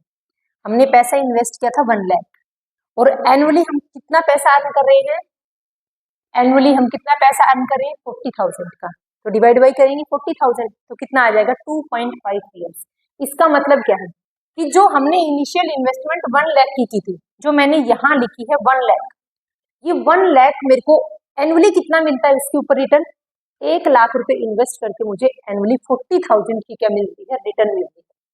तो पे बैक पीरियड मेथड बोलता है कि जितना पैसा आपने इन्वेस्ट किया था उस पैसे को आप कितने ईयर्स में क्या कर लोगे, अर्न कर लोगे। तो मैंने 1,00,000 रुपए स्टार्टिंग में उस प्रोजेक्ट में पैसा लगाया, 40,000 मैं एनुअली अर्न कर रही हूँ, तो मैं 2.5 ईयर्स यानी 2.5 ईयर्स के अंदर मैं क्या कर लूंगी, इस 1,00,000 रुपए को क्या कर लूंगी, अर्न कर लूंगी।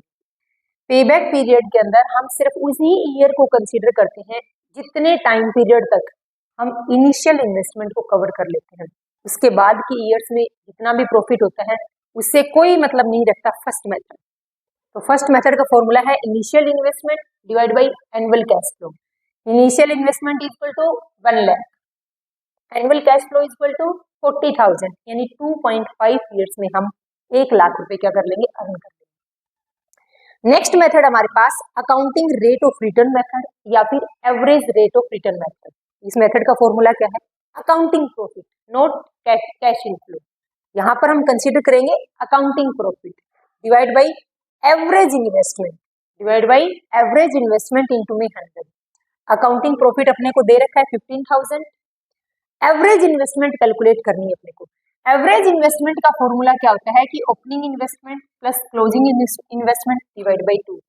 ओपनिंग इन्वेस्टमेंट क्वेश्चन के अंदर दे रखी है 1 लाख की, क्लोजिंग इन्वेस्टमेंट अपने पास में है नहीं, ओपनिंग इन्वेस्टमेंट बने 1,00,000 की, क्लोजिंग इन्वेस्टमेंट अपने को दी नहीं थी और डिवाइड बाई 2 यानी हमारे पास एवरेज इन्वेस्टमेंट कितनी आ गई, 50,000 की। अब हम पुट करेंगे अकाउंटिंग प्रॉफिट कितना है 15,000, नेक्स्ट हमारे पास एवरेज इन्वेस्टमेंट कितनी है 50,000, तो इनटू में 100 तो हमारे पास 30% आएगा यानी हमारी ARR कितनी है, accounting rate of return per annum कितना है, हम 30% की क्या कर रहे हैं, अर्निंग कर रहे हैं। नेक्स्ट मेथड है net present value method. Net present value method को निकालने का फॉर्मूला क्या है अपने पास में, total present value minus investment. Investment यानी हमने स्टार्टिंग में कितना पैसा इन्वेस्ट किया था, और टोटल प्रेजेंट वैल्यू का मतलब है कि जितनी हमने इन्वेस्टमेंट की है उस इन्वेस्टमेंट से हमें जो इनफ्लो रिसीव होगा, जो कैश इनफ्लो होगा, एनुअली रिसीव होगा, उसको हम क्या लेंगे, प्रेजेंट वैल्यू पर कंसीडर करेंगे। यानी इन्वेस्टमेंट क्या है, इनिशियल इन्वेस्टमेंट 1 लाख लेंगे, लेकिन टोटल प्रेजेंट वैल्यू लेंगे। कौन सी प्रेजेंट वैल्यू की, हमें जितना कैश इनफ्लो रिसीव हो रहा है उसकी प्रेजेंट वैल्यू कंसीडर करेंगे।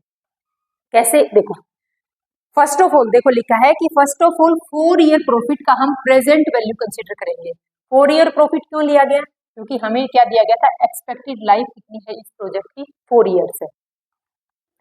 सबसे पहले आपको ये वाली कैलकुलेशन देखनी है, यहाँ से यहाँ तक 40,000 तक क्या है, 40,000 देखो एनुअल कैश फ्लो 40,000 है और ये 4 ईयर्स तक रिसीव हो रहा है। 40,000 क्या हो रहा है, 4 ईयर्स तक रिसीव हो रहा है, इनटू में 0.909.826.752 इसको हमने क्या कर लिया है, इसको हमने डिस्काउंटिंग वैल्यू कर लिया है। और अगर हम इस वैल्यू की आज की प्रेजेंट वैल्यू देखते हैं तो कितना आता है, 1,26,760। हमने इस 1,00,000 रुपए की प्रेजेंट वैल्यू कैलकुलेट करके देखी तो कितना आता है कि हमने 1,26,760 रुपये इस प्रोजेक्ट से हम क्या करेंगे, अर्न करेंगे। और इसमें हमने पैसा कितना इन्वेस्ट किया है, 1 लाख रुपीज। तो हमारी नेट एनपीवी कितनी है, नेट प्रेजेंट वैल्यू है 26,760, यानी एनपीवी कितनी है हमारी 26,760, जो क्या है, जो पॉजिटिव है। अगर पॉजिटिव है तो हम प्रोजेक्ट को क्या करेंगे, एक्सेप्ट करेंगे। नेक्स्ट मेथड बोलता है प्रॉफिटेबिलिटी मेथड। प्रॉफिटेबिलिटी मेथड क्या बोलता है कि हमने 1 रुपया लगाकर कितना एक्सेस कमाया है 1 रुपए से, वो क्या शो करेगा, प्रॉफिटेबिलिटी को शो करता है। प्रॉफिटेबिलिटी मेथड में अपने को देखना है कि हम किसी प्रोजेक्ट के अंदर मान लो 1 रुपया लगा रहे हैं, तो 1 रुपए को इन्वेस्ट करके उसके ऊपर कितनी हम एक्सेस अर्न कर रहे हैं, उसी को हम क्या करेंगे, उसी को यहाँ कंसीडर करेंगे। अगर 1 रुपए से ज्यादा अर्निंग आ रही है तो हम उस प्रोजेक्ट को एक्सेप्ट करेंगे, नहीं तो उस प्रोजेक्ट को रिजेक्ट कर देंगे। जैसे कि इसका फॉर्मूला क्या है, total present value cash inflow initial investment.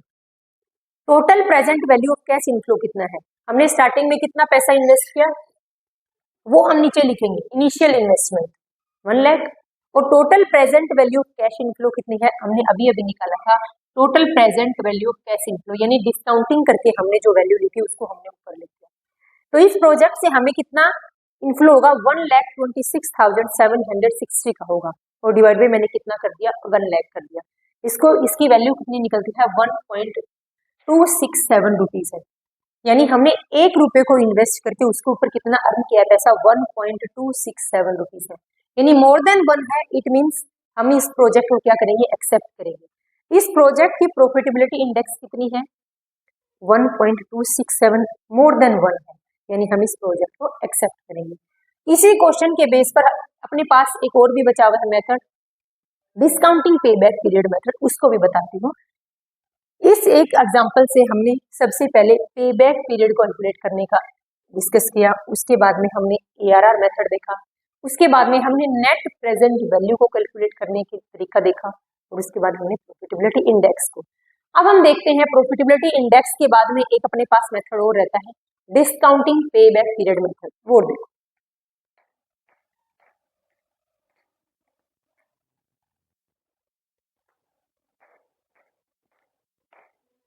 Next अपने पास मेथड है internal rate of return method, और एक है डिस्काउंटिंग पे बैक पीरियड मेथड। पहले अपन देखते हैं internal rate of return method, जिसको हम IRR मेथड भी बोलते हैं। ये वो रेट है जहां पर नेट प्रेजेंट वैल्यू क्या होती है बेटा जी, 0 होती है। इंटरनल रेट ऑफ रिटर्न वो मेथड है जहां पर हम उस रेट को कंसीडर करेंगे जहां पर नेट प्रेजेंट वैल्यू क्या होगी, 0 होगी। इसके लिए क्या करेंगे, इसके लिए हम ट्रायल और एरर मेथड का यूज करते हैं। कई बार क्वेश्चन यहाँ से बन सकता है कि किसके लिए हम ट्रायल और एरर मेथड का यूज करते हैं, तो वो है internal rate of return method. इसमें क्या है, हमने जब 10% डिस्काउंट रेट ऑफ रिटर्न देखी थी, 10% डिस्काउंट रेट ऑफ रिटर्न पर हमने क्या कंसीडर किया था कि नेट प्रेजेंट वैल्यू कितनी थी, 26,760। ये इससे लास्ट स्लाइड में मैंने आपको बताया था नेट प्रेजेंट वैल्यू निकालकर। उसके बाद क्या है, it means internal rate of return क्या होगी, इससे ज्यादा होगी। क्यों, क्योंकि अपने को क्या चाहिए, अपने को अल्टीमेट नेट प्रेजेंट वैल्यू क्या चाहिए, 0 होगी। जहां पर नेट प्रेजेंट वैल्यू 0 होगी उसी पर हम क्या करेंगे, वहीं पर अपने internal rate of return consider करेंगे। तो जब 10% डिस्काउंट रेट ऑफ रिटर्न पर नेट प्रेजेंट वैल्यू 26,760 है, तो हम उससे नेक्स्ट ट्राई करेंगे इफ वी चेक एट 20%। जब इंटरनल रेट ऑफ रिटर्न कितनी थी हमारे पास, जब सॉरी डिस्काउंट रेट 10%, तब वैल्यू आ रही है ये। अब हम डिस्काउंट की रेट को कितना रखेंगे, 20% रखेंगे, तब नेट प्रेजेंट वैल्यू क्या आएगी, नेगेटिव। इट मीन्स ये वैल्यू अपने पास पॉजिटिव में आ रही है 10% पर, और 20% पर वैल्यू किस में आ रही है, नेगेटिव में आ रही है। अपने को वैल्यू क्या चाहिए, 0 चाहिए। इट मीन्स 10% और 20% इन दोनों के बीच की रेट क्या डिसाइड की जाएगी, internal rate of return decide की जाएगी। इसके लिए मिड वैल्यू यानी 10% पर रेट है, एनपीवी की रेट है 26,760, और 20% पे क्या आएगी, नेगेटिव। इट मीन्स इन दोनों के बीच की रेट क्या डिसाइड होगी, IRR डिसाइड होगी। नेक्स्ट हमारे पास मेथड है डिस्काउंटिंग पे बैक पीरियड मेथड। सबसे पहला अपने पास मेथड था पे बैक पीरियड मेथड।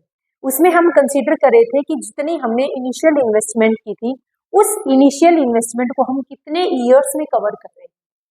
वहां पर हम किसी प्रेजेंट वैल्यू फैक्टर को कंसीडर नहीं किया था।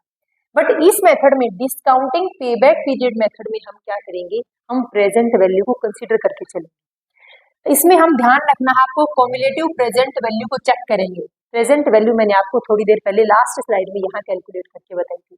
उसी प्रेजेंट वैल्यू को आपको क्या करना है, कॉम्युलेटिव करना है, यानी ऐड करते चलना है। सबसे पहले फर्स्ट ईयर की कितनी थी प्रेजेंट वैल्यू, 36,360 थी।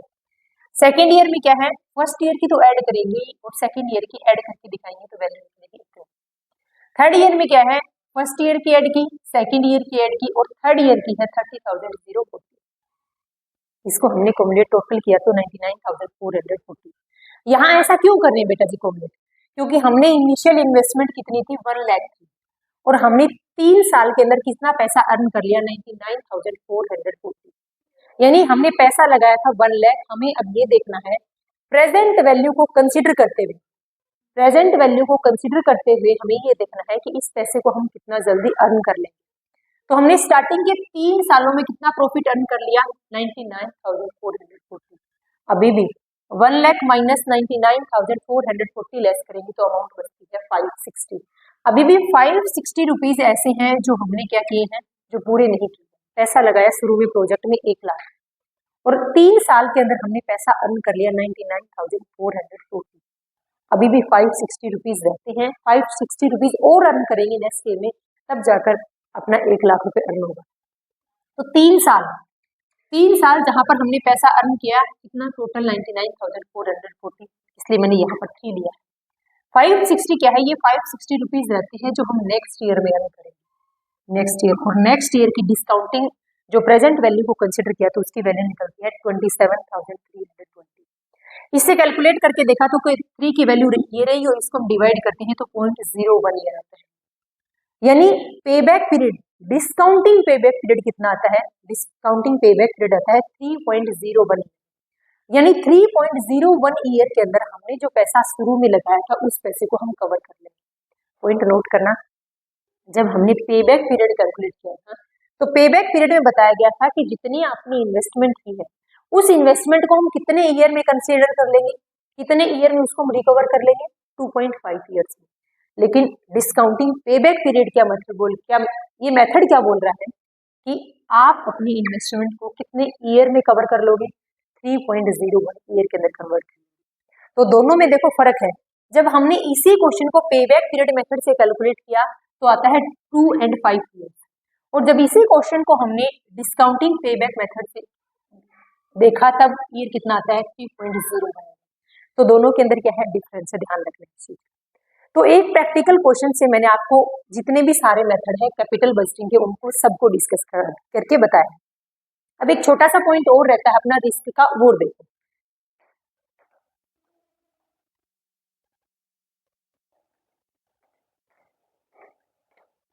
अब देखो नेक्स्ट टॉपिक अपने पास है risk analysis in capital budgeting. यानी कैपिटल बजटिंग का मीनिंग क्या बताया था, लंबे टर्म के लिए हम किसी प्रोजेक्ट में पैसा इन्वेस्ट कर रहे हैं। तो जब लंबे टर्म के लिए हम किसी प्रोजेक्ट में पैसा इन्वेस्ट कर रहे हैं तो वहां रिस्क की पॉसिबिलिटी भी ज्यादा होती है।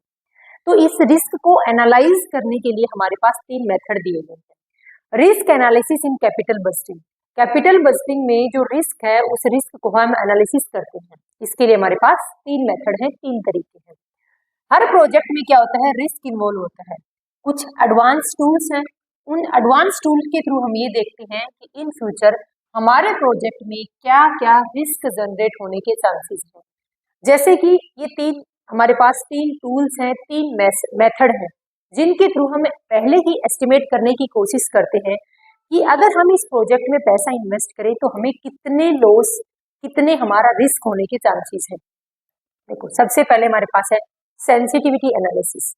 सेंसिटिविटी एनालिसिस क्या बताता है कि किसी एक सिंगल फैक्टर में चेंज होने की वजह से हमें रिस्क होने के, हमारे पास लॉस होने के कितने चांसेस हैं उसको देखेंगे। तो सेंसिटिविटी एनालिसिस क्या बोलता है, इस एनालिसिस को हम और किस नाम से जानते हैं, also known as what if analysis. ये पूछा जा सकता है कि सेंसिटिविटी एनालिसिस को हम किस और नाम से जानते हैं, व्हाट इफ एनालिसिस के नाम से जानते हैं। इस एनालिसिस में हम किसी एक वेरिएबल को, किसी एक सिंगल फैक्टर को, किसी एक सिंगल वेरिएबल के बेस पर हम देखेंगे कि एक सिंगल वेरिएबल से हमारे प्रोजेक्ट की प्रॉफिटेबिलिटी में क्या चेंज होगा। इस एनालिसिस में हम किसी एक सिंगल वेरिएबल को चेंज करके देखेंगे और उसका चेक करेंगे कि हमारे प्रोजेक्ट की प्रॉफिटेबिलिटी पर क्या इम्पैक्ट हो रहा है। इस एनालिसिस को हम बोलते हैं सेंसिटिविटी एनालिसिस। वन लाइन में बताऊं, सेंसिटिविटी एनालिसिस में हम ये चेक करेंगे कि हम किसी एक सिंगल वेरिएबल में चेंज करने से हमारे प्रोजेक्ट की प्रॉफिटेबिलिटी में कितना इफेक्ट होगा, कितना उसके ऊपर इम्पैक्ट होगा, वो चेक करेंगे हम sensitivity analysis.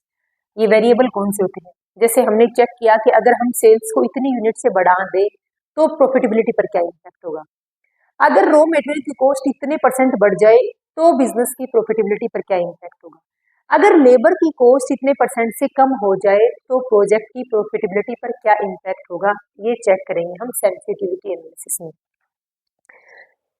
How it work, ये एनालिसिस वर्क कैसे करता है। अज्यूम करते हैं, हम मान लेते हैं कि हमारी सेल्स कितनी होती है 10,000 पर यूनिट। हम क्या करते हैं, 10,000 पर MM के हिसाब से हम इतनी यूनिट की सेल करते हैं। सेल्स एनालिसिस से ये चेक करेंगे कि अगर हम सेल्स अगर 10,000 की बढ़ जाए, अगर सेल्स ओनली 8,000 हुई तो प्रोजेक्ट की प्रॉफिटेबिलिटी पर क्या इम्पैक्ट पड़ेगा, तब प्रोजेक्ट की प्रॉफिटेबिलिटी क्या होगी, ये चेक करते हैं इस एनालिसिस में। अगर इन शॉर्ट आपको वन लाइन में बताऊं कि सेंसिटिविटी एनालिसिस क्या है, बिजनेस के एक सिंगल वेरिएबल जैसे कि sales, labour cost, expense, material cost, इनमें किसी एक सिंगल वेरिएबल में अप या डाउन होने की वजह से प्रोजेक्ट की प्रॉफिटेबिलिटी पर क्या इम्पैक्ट होगा, इसको चेक करते हैं हम सेंसिटिविटी एनालिसिस से। दूसरा बोला गया था हमारे पास सिनेरियो एनालिसिस।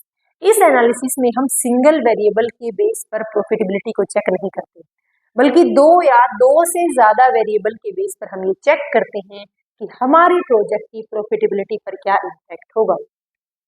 इस एनालिसिस में हम कई फैक्टर के बेस पर क्या करते हैं, उस प्रोजेक्ट की एनालिसिस करते हैं कि उस प्रोजेक्ट की प्रॉफिटेबिलिटी पर क्या इम्पैक्ट होगा। जैसे हमने लिया यहाँ पर हाई सेल्स और हाई कॉस्ट, लो कॉस्ट। अगर सेल्स बढ़ जाती है और कॉस्ट कम हो जाती है यानी पॉजिटिव इम्पैक्ट हुआ है, यानी हमारे लिए बेस्ट केस है। एक साथ सेल्स भी कम हो गई और हमारे पास कॉस्ट भी बढ़ गई, तो ये क्या है, ये रोस्ट केस है। यहाँ पर बोला गया था कि अगर दोनों ही पॉजिटिव इम्पैक्ट हो रहे हैं या दोनों ही नेगेटिव इम्पैक्ट हो रहे हैं तो प्रोजेक्ट की प्रॉफिटेबिलिटी पर क्या इम्पैक्ट करेगा, वो चेक करते हैं हम सेकंड के अंदर। इससे बेनिफिट क्या होगा, इससे बिजनेस को एक्सट्रीम सिचुएशन का मतलब है कि क्या पता इन फ्यूचर सेल्स बहुत ज्यादा करते हैं और कॉस्ट बहुत ज्यादा बढ़ जाए और बिजनेस के सामने एक एक्सट्रीम सिचुएशन आ जाती है, तो बिजनेस उस टाइम पर भी अपने आप को स्टैंड कर पाएगा। क्यों? क्योंकि हमने पहले ही एस्टिमेट कर लिया था सिनेरियो एनालिसिस के थ्रू कि इन फ्यूचर हमें ये रिस्क पॉसिबिलिटी है कि ये रिस्क हमारे सामने आ सकते हैं।